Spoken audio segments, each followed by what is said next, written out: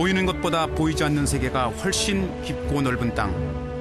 유대광야는 아득히 멀고 텅 빈 듯 보이지만 황무지에 평온함이 있고 기기묘묘한 자연이 있고 목숨과 바꾼 사람들의 신념이 있습니다.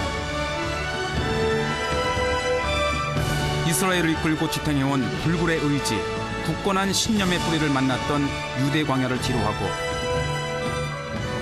종교박물관 역사의 타임캡슐 예루살렘으로 갑니다. 유대교, 이슬람교, 기독교의 주요 성지를 모두 품은 하늘의 땅. 종교와 인종이 공존하는 3000년 역사의 고도 예루살렘의 오늘은 어떤 모습일까요?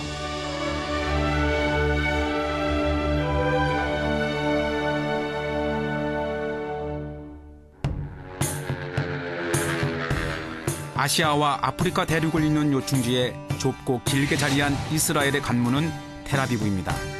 경제 수도 텔아비브에서 1시간을 달려 예루살렘으로 갑니다.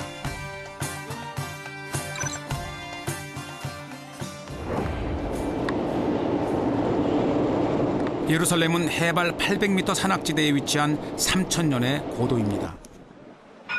주민들 대부분은 20세기에 건설된 현대식 뉴시티에 살지만 예루살렘을 대표하는 것은 도시 속에 있는 또 하나의 도시, 섬처럼 옛 모습을 간직한 올드시티입니다.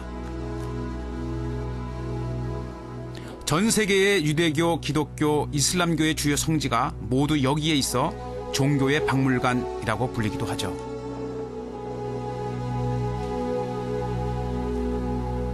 또 둘레 4km에 달하는 예루살렘 성벽 안에 3000년 역사의 흔적이 켜켜이 쌓여 있으니 타임캡슐이기도 합니다.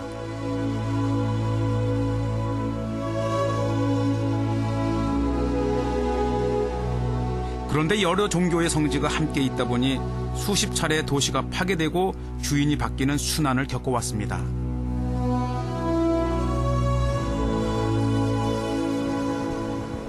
주인이 바뀔 때마다 성벽을 중축하고 파괴되기를 반복했는데요.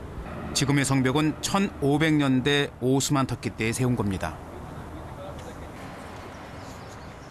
예루살렘의 고단한 역사가 성벽에도 고스란히 담겨 있습니다. 3000년의 고도 예루살렘은 이렇게 두터운 성으로 완벽하게 둘러싸여 있어요.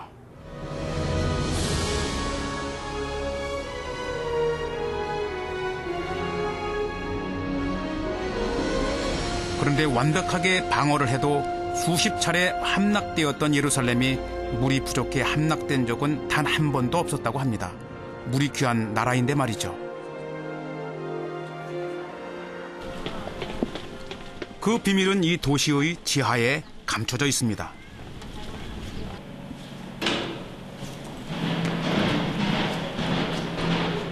여기 3000년 전 다윗 시대 때의 다윗성입니다. 기온샘은 성 밖에 위치를 해 있었고 이 성 밖의 물을 성 안으로 끌어들이기 위해서 S자로 파서 실로암까지 연결된 지하 수로입니다. 3000년 전에 어떻게 이 양쪽에서 파와서 맞닿을 수 있었는지 당시의 측량수를 엿볼 수 있는 부분입니다. 성이 봉쇄되더라도 성 밖의 기온샘물을 계속 끌어다 쓰려고 수로를 팠는데요. 정말 물이 흐르긴 흐르는 걸까요?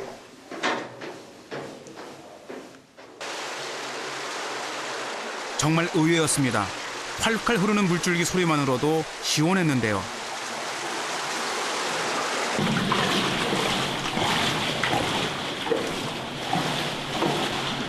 수천 년부터 뿜어나오던 샘솟은 기온샘물이 수로를 통해 흘러갑니다.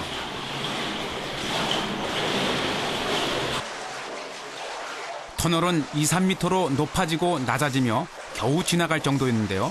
얼마나 가야 할까요? 엉성하긴 하지만 3000년 전에 이러한 그 터널을 533m나 파서 물을 성 안으로 유도를 했습니다. 3000년 전에 정으로 팠던 흔적이 마치 방금 전의 것처럼 생생하게 남아 있습니다.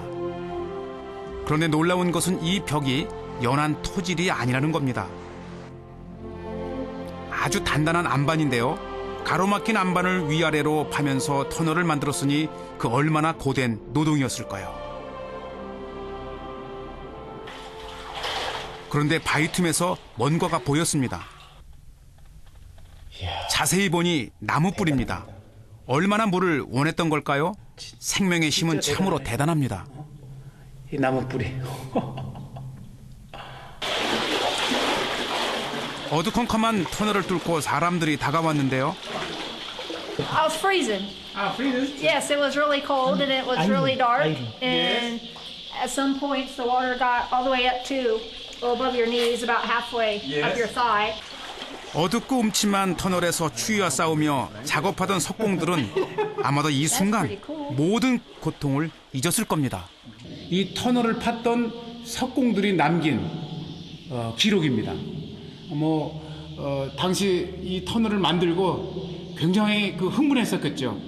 그때 당시에 석공들이 갖고 있던 정으로 몇 글자 남긴 이 당시의 상황을 짧게나마 기록한 글입니다. 보면은 내용이 상대편에서 정소리가 들린다. 거의 다 파온 것 같다. 그러고 나서 와, 뚫렸다. 드디어 우리가 이 터널을 완성했다. 석공의 감동이 저한테도 전해졌는데요. 그냥 파기도 힘든 터널을 S자로 판 이유는 뭘까요? 이 S자로 판 것이 혹시 성에 왕들의 무덤이 있어서 그 왕의 무덤 밑으로 이 공간을 만들지 않기 위해서 아마 S자로 파갔을 것이라는 얘기도 합니다. 이게 끝이구나. 나왔네요.